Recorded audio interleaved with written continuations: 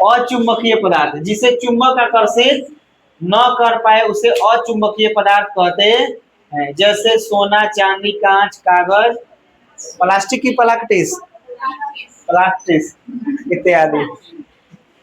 गांव में लेके कहता नहीं सब प्लास्टिस प्लास्टिक, तो कोई ऐसे सरों को कहने क्या होता है।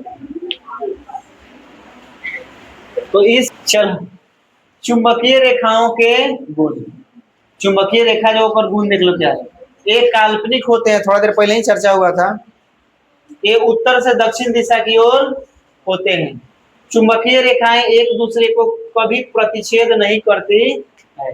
ध्रुव के समीप रेखाएं घनी होती है, परंतु ध्रुव से दूर होने पर इसका घनत्व कम होता है। मतलब दूरी क्या हो जाता है, बढ़ते जाएगा जैसे जैसे दूर जाते जाएंगे, फिर नजदीक जाएंगे फिर क्या होगा, घटते जाएगा दूरी। समझ में आ रहा है?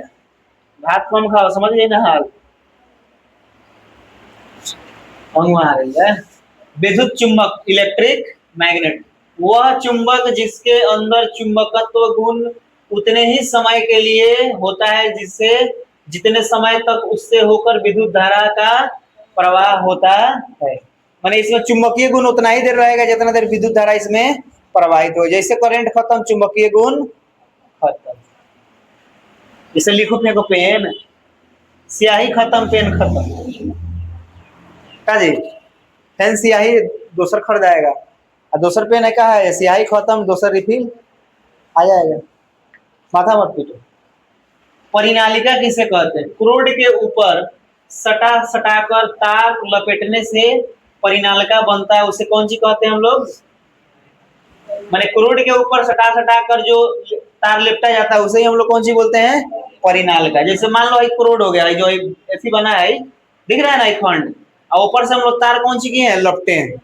जैसे इसको पकड़ लिए एक पर तार लपेट रहे थे, इसको हम लोग कौन सी कहेंगे? परिनालिका।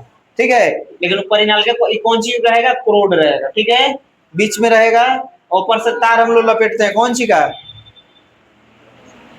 खासकर तांबा और एल्युमिनियम का। लोहा के तार तो पर मुड़ाएगा नहीं, मुड़ाएगा तो करंट आ जाएगा ना। एल्युमिनियम तांबा क्या होता है, पॉलिश कर दिया जाता है, ऊपर से जाएगा तो करंट नहीं हो। लोहा पॉलिश नहीं होगा, बिजली आ जाएगा। जो बिजली आएगा ऊपर कौन सी होगा?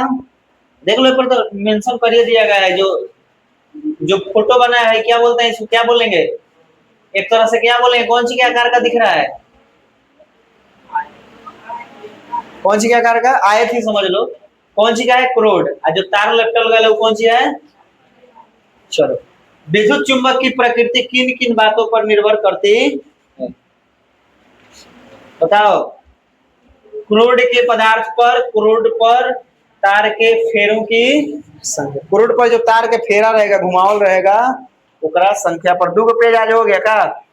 अगले सप्ताह में हम लोग समाप्त करके अगला चैप्टर शुरू कर देंगे का जी?